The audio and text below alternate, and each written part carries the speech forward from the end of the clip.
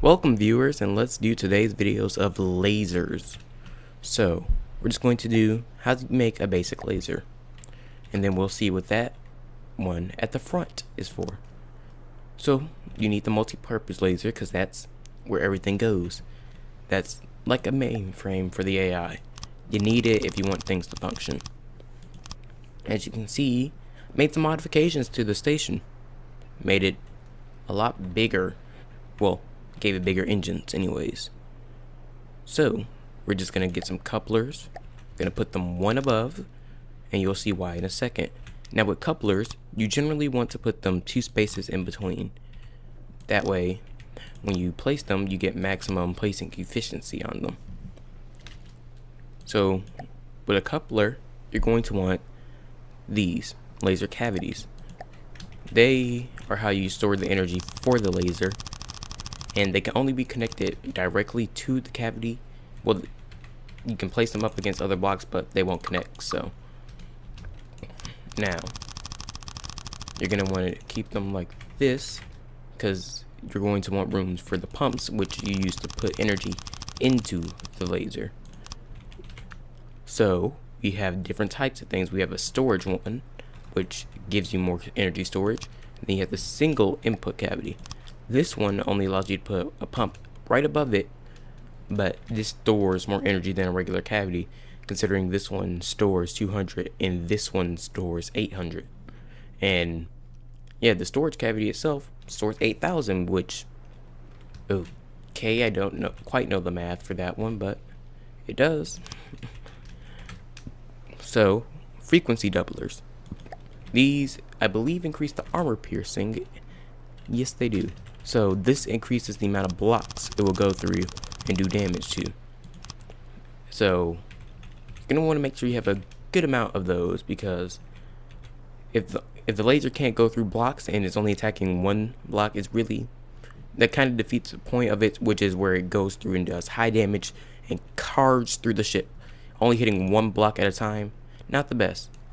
Now the destabilizer increases the actual damage of the laser. So basically, how much health this is going to take away from blocks. Now, if you plan on doing these, like for this, you don't want any gaps in between them, since you can't connect pumps to these.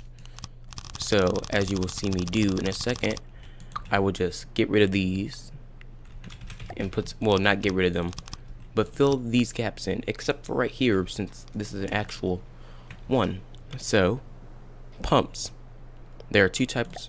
Wrong thing. There are 2 types of pumps: the regular pump and 3-meter pump. I can't really tell what the difference is. I'm just assuming that for the 3-meter pump, it puts more energy in quicker.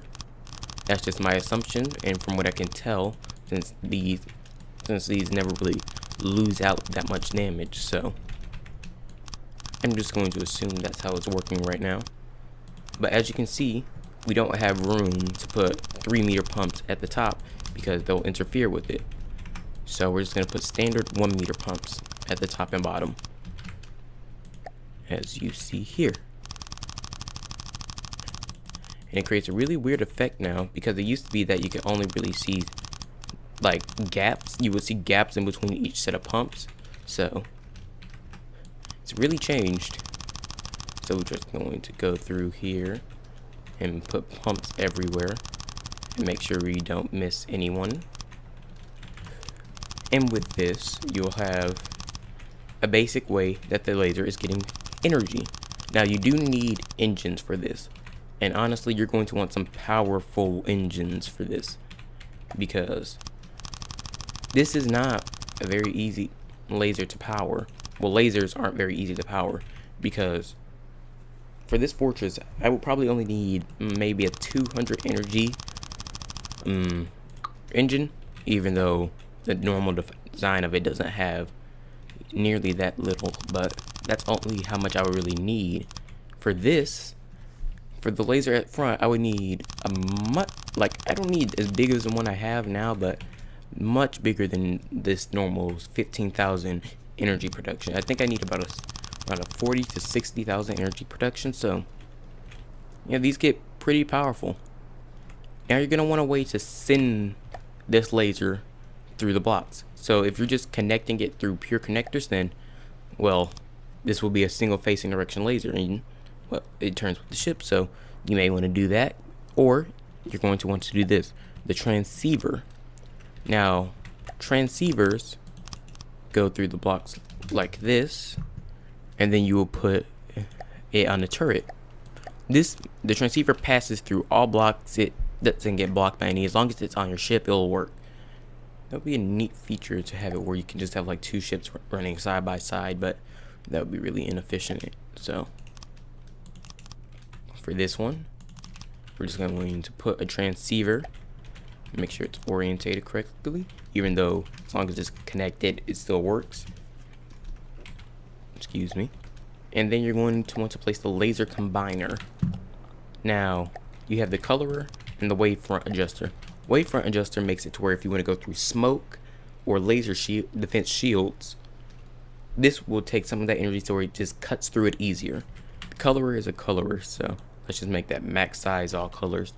I'll make it white, I think. No, I don't remember if it makes it white or black. I forgot how that works. Then we're going to want some optics, but first steering optics. These make it to where the laser has a bigger arc of fire, and the more steering optics you have, I don't know why I'm struggling to say that, the less inaccurate it is, because as you see there, it is 12 degrees inaccurate now, but it has 45 degrees of up and down that it can shoot. And the basic laser system is done. So how about we just do a quick test of it. Let's put the local weapon controller on the turret, which is something you can do actually. It's just, if you lose the turret, then you lose that as well. So, well, either way, if you lose the turret, you're not going to be able to shoot it, so it doesn't matter. It's just really up to convenience for you. And wireless receiver. And let's test it out. Let me make sure this test laser doesn't have any. Okay, I don't believe it does. And as you can see, these have pretty long barrels, but this one, oh, I think I shortened it because that used to be less accurate than that. Well, the longer one used to be less accurate than that one, so I guess I shortened it. So let's test out the laser. And I was right, it does make a white beam. Let's just turn off, let's just turn off the AI. I am hitting all the wrong buttons.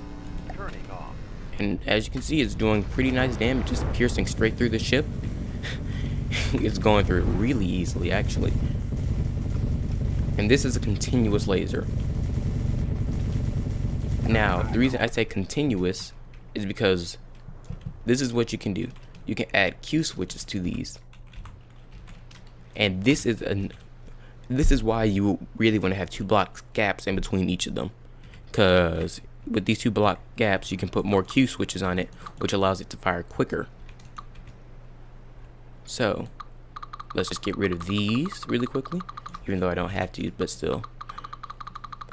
Just for demonstration purposes.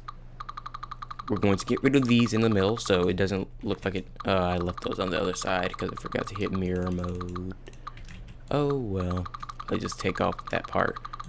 Anyone who's a fan of symmetry, it's gonna hurt for a little bit, even if it's just a few seconds. So we're just gonna cut these out.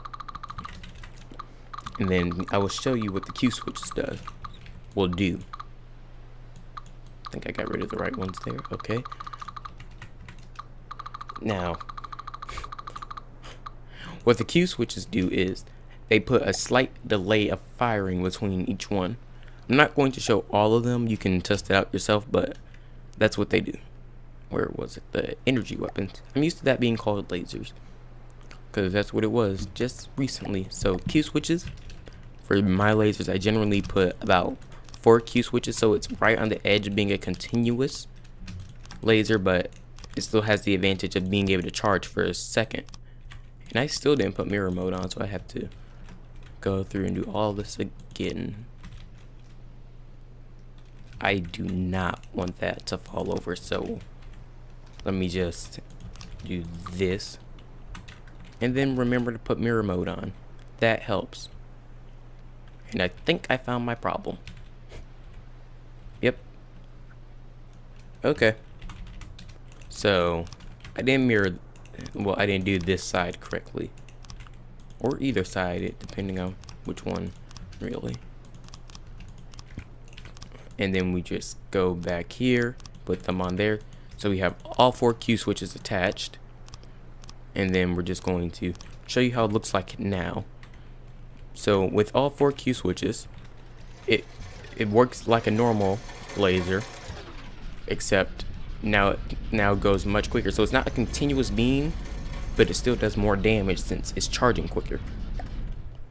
Like, well, not quicker, but it gets more time to charge and it works a bit longer. Now this one at the front is basically like the one you see here, except on a larger scale, a much larger scale. And really, this is about as efficient as I wanted to make it. So it's not the best laser, but for what it does, it's good. And as you can see, that the engine is dropping rapidly, but it eventually stabilizes. And that's this laser. Now, if we put an AI on here, I do not want to chance that just falling. So we're going to put something there. Local weapons controller here. And a wireless receiver. And with that, let's test both of these out against the Marauder. Turn it off. And turn the AI off, but turn it off that. And as you can see, already it's dead. They killed it nearly instantly. Let's test out against something that has a bit more armor. How about in the Onyx Watch tab?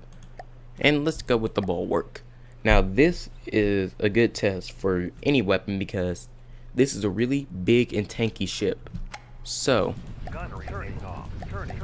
and that's my favorite AI, Balthazar, the God of War from Guild Wars 2. But anyways, as you can see, these lasers are carving through the Bulwark. I think that's about 3 layers of metal that it's just cutting through. And, oh, for a second I thought they already beat it, so. But yes, these are just lasers. I think they were recently buffed in the 2.0 update, so, or at least they look like they were. But that's my tutorial on lasers. Thank you all for watching, and I hope you enjoyed.